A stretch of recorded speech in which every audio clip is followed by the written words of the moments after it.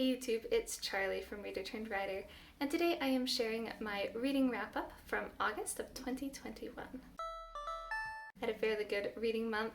It wasn't the best one so far. I had less 5-star reviews and more 3 stars, but I still had quite a few that I really enjoyed, and I'm excited to tell you what I read. I read 17 books, so I'm going to just jump right in there. I did DNF 3 books, and I'll just start with those 3. They were all 3 ones from my 2021 TBR list, and I DNF'd all of them basically for having sexual content that I wasn't comfortable with, so that was kind of a bummer.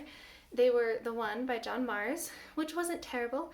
It was just kind of the overall feel of it, and then because I was also slightly bored by it, I decided it wasn't worth it. Firefly Lane by Christie and Hannah, and it just had a couple scenes that were a little bit too explicit for me. I went through the first one, got through it, was kind of like, but I kept reading, and then I could just tell that there was another one that was kind of heading in a very explicit way as well that I just wasn't comfortable with, so I stopped. And then the other one was The Bridge Kingdom by Danielle Jensen, and the whole book, I got almost to the very end of the book before I DNF'd it, so it was kind of a big bummer. And I was enjoying it. It had a lot of descriptive kissing and desire and things like that, but it wasn't ever to the point where I was like, yeah, I can't read this, until the very end when I could tell there was basically going to be a sex scene, and I was like, yeah, I'm not going to read this anymore. So those were the 3 that I DNF'd. The first book that I finished was Peril at End House by Agatha Christie, and I rated this 5 stars. This is a Poirot book, and it's a little bit interesting because the first half of it, he is trying to prevent a murder rather than solve the murder, and so the structure of it is a little bit different, but it was fun. I really enjoyed the solution. It may have been slightly convoluted, but I guessed who it was, but I didn't know everything, and so that's always kind of fun. And then in the car, my kids and I listened to Runaway Ralph by Beverly Cleary, and I rated this 3 stars. The kids all really enjoyed it. I think it's really great for kids. I was kind of bored during some of it. I do actually really like the first Ralphus Mouse book. I think that it's more enjoyable for adults, but then the second 2 I feel are more, they're fine for kids and they're not bad reads. I just personally find them a little bit boring. And then I had my main reread for the month was Diary of a Young Girl, the story of Anne Frank. I rated this 5 stars. I honestly didn't remember much because I read it, I think, when I was in middle school, so I'd been really wanting to reread it, and it's just such a powerful read. I can see why some people get bored throughout it, but I personally wasn't ever bored. I'm more interested in relationships and just, you know, like just thinking about what it would be like to be stuck, especially with people that you don't really know very well for that long without being able to go outside. And I think because of all the COVID stuff, we've been able to experience things more like that and relate to things like what she went through with a more empathetic understanding. And so it was really interesting and of course sad, and I just think it's a really important topic to read about still, even though it is something that people write about a lot. And then I listened to 2 really short audiobooks. I listened to The One and Only Ivan, and then I listened to The One and Only Bob, which is the sequel. And I honestly didn't love either of them. I rated The One and Only Ivan 3 stars and The One and Only Bob 2 stars. And they're both by Catherine Applegate. I didn't feel like there was very much substance to them, even though they were really short, so there wasn't a lot of plot. The One and Only Ivan did have more going for it, more character growth, I felt like, more actual story, where The One and Only Bob really felt like it was lacking in any sort of plot, and so then they had to come up with things to give it plot, and it just felt kind of contrived. I can see why people like it, but it just really wasn't for me, and maybe that's because I'm not a huge animal person. Then I read the second Ultimate Spiderman comic collection, Learning Curve by Brian Michael Bendis, and I rated this 5 stars. I really loved the first one, I've loved the second, and so I'm really excited to read the third. Spider-Man has always been one of my favorite superheroes, and even though I'm not a huge comic book person, I've really enjoyed these comics. The art style is really enjoyable and really easy to follow, and I have loved the plot as well, and the characters in it are just... And Then I listened to Kiki's Delivery Service by Aiko Kadono, and I rated this 5 stars. I've never actually seen the movie, so now I'm gonna have to go watch the movie. Is it good for kids to watch? Because I definitely want to read it with my girls now, because I think that they would love it. And I think that watching the movie together would be really fun too, I think it's geared towards kids. So yeah, it's just like a charming children's book. It is more of like one of those children's books that has each of the chapters is related, but they're kind of their own little short story type thing.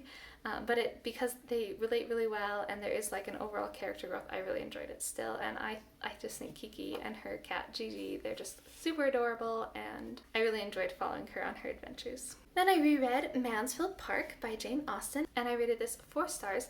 This is probably one of my least favorite by her, but it's Jane Austen and I still really like it. I just kind of struggle with the characters in this one.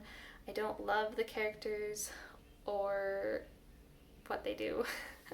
Pretty much any of the characters. I don't love any of the characters in it, and so then it's harder to relate to them. But again, it's Jane Austen and it's brilliant, and I still really enjoy it every time I listen to it. It's just not my absolute favorite by her. Then my read aloud with the kids was Stuart Little by E.B. White, and I rated this 2 stars. The kids loved it. I will say, the kids, they always wanted me to keep reading. They really enjoyed it. They love Stuart Little and the idea of Stuart Little and the adventures and friends that he made. But for me, it was disconnected adventures that I really was like, why is this happening a lot of the times? And then it just ends, and I was like, wait, that's what we don't get any closure here. It's just like the ending, like in the middle of the book, it felt like it ended.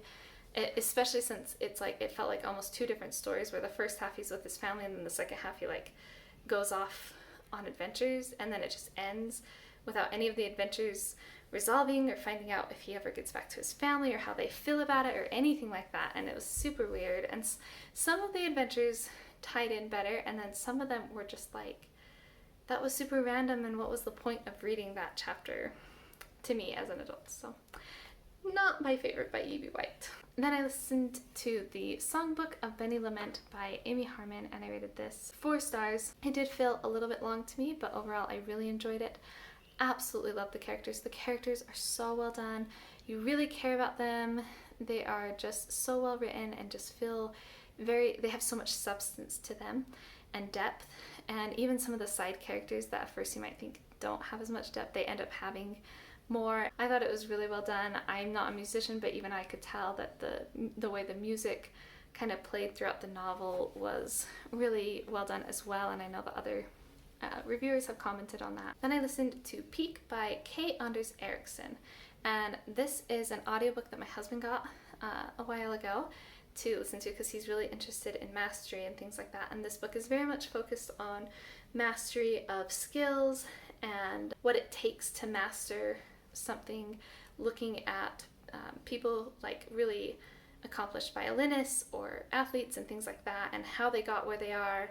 And I feel like it's a book that goes really well with the book Mindset by Carol S. Dweck, and I don't think I liked it quite as much as my husband. I am not as interested in mastery, but it was interesting, especially when he was talking about kids, and just me thinking about, you know, how I can help my own children to succeed in their own lives as they find their passions and interests. I rated it 4 stars. Then I read Crossing the Deep by Kelly Martin, and I rated this 4 stars as well. This is like a survivalist, I guess, kind of book, but it's more focused on like a Christian outlook of it, where this Christian group goes hiking, and then a couple of the hikers get separated and lost and end up having to find a way back and survive until they can when they're lost out, just like out in the mountains. I will say I'm not one who usually reads survivalist books, and so that could have affected it as well. And I do think that there was more of a heavy emphasis on the Christian aspect, where it focused a lot on their faith and the relationship between the 2 people who got lost, rather than the survival aspect of it. But it was a fun book and very inspiring. Then I read Dragonflight and Dragon Spear by Jessica Day George. These are the sequels to Dragon Slippers. And I actually rated both of them 3 stars. I liked the first one more than both of them, but both of them were okay. They were just okay reads. Nothing really stood out to me. Nothing was really wrong. they're not super memorable to me, and so I just was like, you know, 3 stars. They are middle grade dragon books, so if you like books about dragons, the world building in it is really cool, and I do like the characters in the series. I would recommend the series. Then I re-listened to No Drama Discipline, one of my favorite parenting books, just because I was feeling like I needed a reset after some stressful things that happened, and I felt like I wasn't being the kind of mom that I wanted to be, and I am struggling with one of my kids right now. They're going through like one of those phases that, you know, kind of grates on me, and so I'm trying to figure out what I can do to do differently as a parent to help kind of reconnect our relationship. And so I thought that this was the perfect time to reread it, and it has been helpful, and I may go and reread it again just right away because I really still feel like I need some help there. But one of the things that I love about this book is just its emphasis on connection and the relationship in order to discipline. And discipline as a teaching method rather than as punishment. And so both of those are just so good, and they give so many practical tools and just so much encouragement too for both for being able to be better and also just for knowing that when you're not perfect, no parent is perfect. Then I read a new release that I was really looking forward to, The Mystery of Mrs. Christie by Marie Benedict. I was a little bit let down by this. I only rated it 3 stars. I enjoyed it, but I didn't love it the way that I thought I might. And so I didn't love the characters in it, especially because it's about Agatha Christie's disappearance and her mysterious days that she went missing that she never talked about. I really didn't love her husband, and he was one of the main viewpoints, and he was just super annoying to me to read. And then her view of marriage and just, you know, the way that she needed to sacrifice for her marriage, because marriage does take sacrifice, but not in the martyr kind of way that she saw it. And I understand it was kind of, I understand both of those things were realistic. Like, her husband was kind of a jerk in real life, and that was probably how she did see marriage, and her mom did encourage her in that way, and it was kind of the way that a lot of people saw being a wife, you know, maybe at the time, but it was really hard to read. It was kind of annoying to read. And then the mystery aspect of it didn't have like a super satisfying ending, just like a slightly satisfying ending. And so then overall it was just kind of a meh book for me, even though there were parts that I did enjoy reading and I was interested the whole time. And then the final book that I read was The Anatomy of Story by John Truby. And this is just a pretty popular writing craft book that I have been wanting to get to for a while. It's pretty dense. I will do a whole review of it later, but I rated it 3 stars. I thought it was good. Nothing spectacular. I don't know that I'll ever come across one that I like as much as Save the Cat, honestly. Just because it was the first one I read, so I'll always have like it helped my writing so much because it was at the very beginning of my writing journey. But yeah, it was a good book, and I can see why people find it so useful and love it so much. Again, you can look for my review of this probably in 2022. So those are the books that I read in August. I am planning on doing the 30 books in 30 days challenge in September.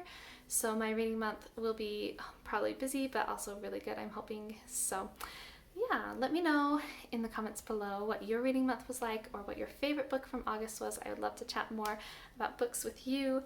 If you want to follow my reading journey more closely, you can head over to Goodreads. I do leave a review for every book I read there. I also share my favorite books to Instagram, as well as talk more about my writing journey there, and both of those will be linked in the description box below. If you like this video, don't forget to hit that thumbs up and subscribe for lots of reading and writing content, and thank you so much for watching my video. I will see you in the next one.